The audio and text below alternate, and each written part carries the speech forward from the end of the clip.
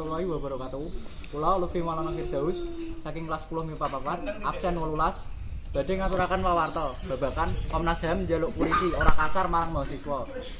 Anggota Komisi Nasional Hak Asasi Manusia atau Komnas HAM Amiruddin Al-Rahab Rebo 20 September ngajak polisi orang nggunakake cara-cara kasar jroning mbubarake demonstrasi mahasiswa.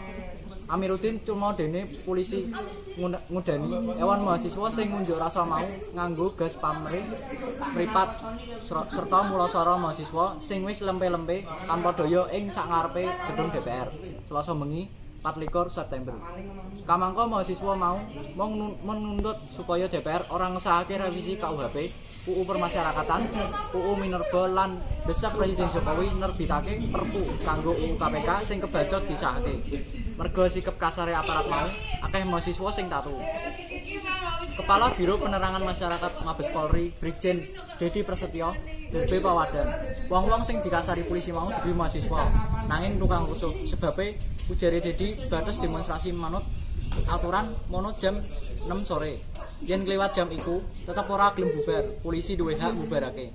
Cara represif ditempuh yen pakartine masa wis bebayani petugas.